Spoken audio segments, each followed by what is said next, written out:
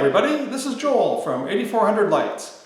If you're like me, I like to test my RGB lights both when I put them out at the beginning of the season and also when I bring them back in.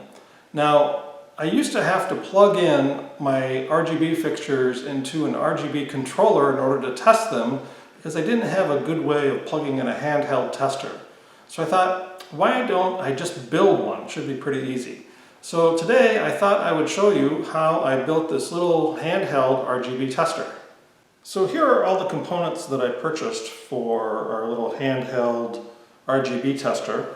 And I started with this little project box. Again, wanted something that was kind of small and handheld. So I thought this would be pretty nice. And then I was able to find these little push button contacts. And actually was able to find some with color-coded tops on them. So here I have a red one, I have a blue one, and I have a green one.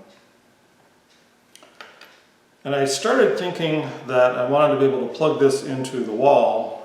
I hate having little testers that are battery powered only, and then you go to use them and have to replace the battery. So I got a little DC input button here, a little cable gland for stress relief on my cable coming out. And then I have these little bus bars that I found, which I'll show you how I'm going to use those on the inside of the project box, and I can cut this down. But then I also had the idea of it's nice to have a handheld one that is battery operated at times, so if I'm out in the field working, I can test my RGB lights and not have to plug it into an outlet to do so. So I went ahead and purchased this little 9-volt adapter here for a 9-volt battery. So not very much in terms of parts. Got all of these parts online, probably for less than $10 to $15. So pretty inexpensive little project to do. So the first thing I'm going to do is take my little project box here, and I'm actually going to cover it in blue electrical tape so that I can lay out where I want all my various holes. I'm going to want some holes here on the top for where my push buttons are. I'm going to want a hole probably about here for my output to hook up to my RGB light, and then I'll probably have another hole here on this side where I put my power input as well. So again, I'm going to go ahead and lay all that out on this blue electrical tape so that I can then drill my actual holes. So I'm going to start with the holes for my push button contacts, and as you can see, these just have a little nut on the back that unscrews. I have a little washer that comes off. Hopefully you can see this. Yeah, a little washer that comes off. And then I have this handy dandy template that came with some drill bits that I got once with different hole sizes on it. So I can just go through and kind of see what hole size I need to drill in order to fit this contact through here. And it looks like I need a 15/16 or 15/32 hole in order for this push button contact to come through. So what I've done is I've laid out my marking holes for my top push buttons, and I basically went and drew a line straight down my project box that's 1/2 inch in from the side, and then I determined that I want about 3/4 inch between each hole for each push button, and that should allow the push buttons to align nicely. So then I put a mark down here at 3/4 inch, 1.5 inches, and 2¼ inches if my math is correct. And then I can use these spots here to be the starting point for the holes that I need to drill. So now I'll go ahead and I'll mark a center spot here on this edge for my output, and then I'll mark a center spot on this edge for my input. So now I'll take my output gland that I got for my connection coming out of my box and do the same thing figure out kind of what size hole I need to drill. Again, it's at 15-30 seconds. So I have my little center line here on my project box. Maybe a little hard to see, but this is a 1-inch thick project box, so center line at a 1/2 inch. That was pretty easy math. And I can go ahead and kind of mark the center point for where I want my cable gland. For this one, I'm just going to kind of eyeball it. Put it like right there. A little circle. That looks to be good on that side there. And then on this side, again, I've got my center line. This will be my power input here. I have my power input. I can go a little smaller on this, not much, 29/64.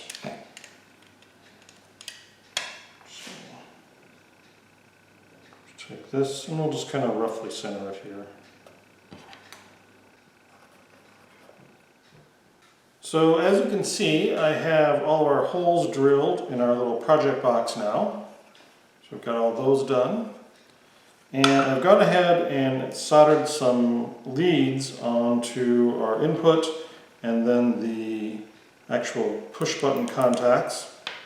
I also have this pigtail that I created that has the preferred connector I use. I've been using these little JST connectors is what they're called, little 4-wire connectors. They're not waterproof, but they actually really work well for me.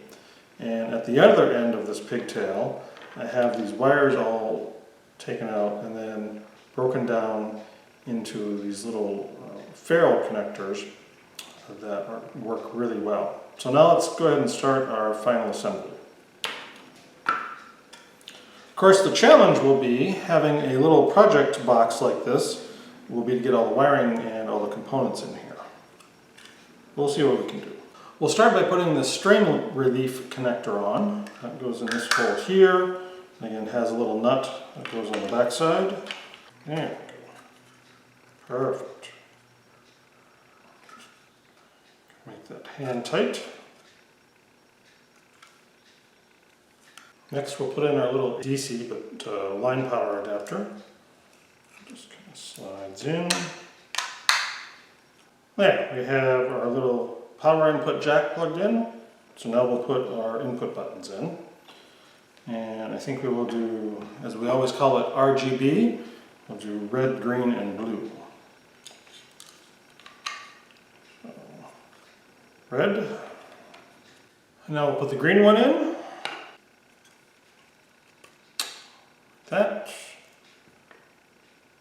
And now the blue one. Okay, so now we have all of our contact buttons put in there. So we'll add our pigtail to our strain relief connector. Now that we have the wire run through, we will go ahead and put the strain relief and kind of tighten that in place. Because again, space inside of this box is going to be at a premium, especially by the time we add a 9-volt battery. So as I stated earlier, I put these little ferrules on the end of my pigtail wires, which is a trick that I've learned. Helps to keep the wires together, and I was able to get my ferrules in color coding, so I can color code the RGB colors along with my wires here. Now here's where these little bus bars are going to come in. I'm going to run these things through the bus bars, and that way if I ever want to change my pigtail, I can simply come in and unscrew it from the bus bar rather than having a bunch of soldered connections in here. So I'm going to go ahead and put the bus bars in for the connections that come off the pigtail here. You can really see how that will start to work. So here I have my pigtail wires connected to my bus bars, and I have intentionally left all of the wires off of the push buttons to be rather long.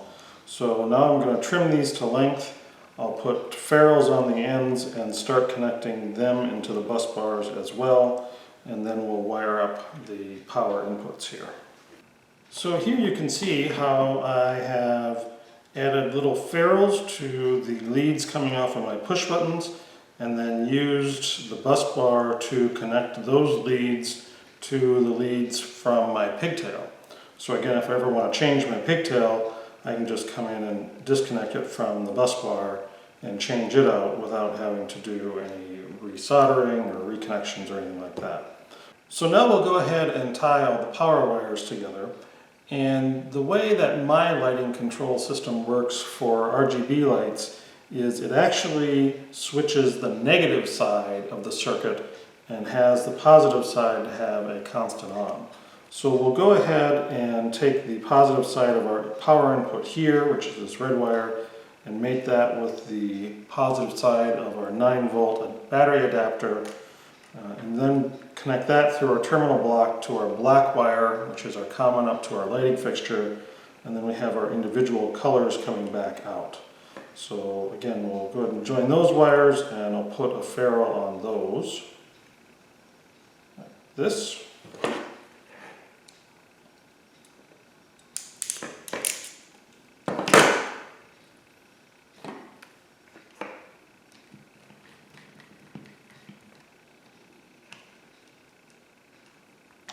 Plug that into the terminal block.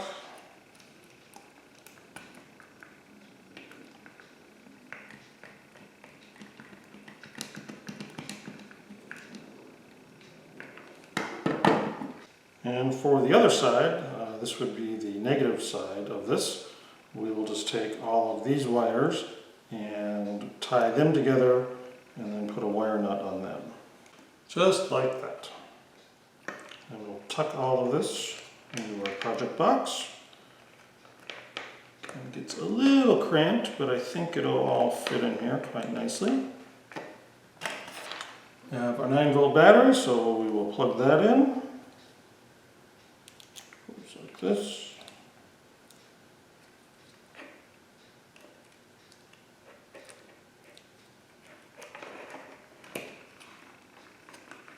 Fits nicely.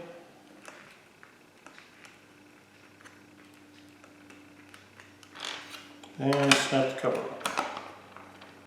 And there, we have just built a little RGB tester. Nice little handheld unit. And we'll give it a try out. So here is a fixture that I have. I'll just plug that in. Right now it's running on battery power, so that should be red. Look at that. And there's green and blue. So, should be a very useful little tool. And again, if I want to plug it into a 12-volt or a 9-volt, I've got a little adapter down here, I can do that. I hope you enjoyed today's video about how I built this little handheld RGB tester. I think this is going to be a very useful tool for me when I want to check the operation of my RGB fixtures. Again, very inexpensive, probably less than $15 in parts, and about an hour or so of labor. So, thanks for watching.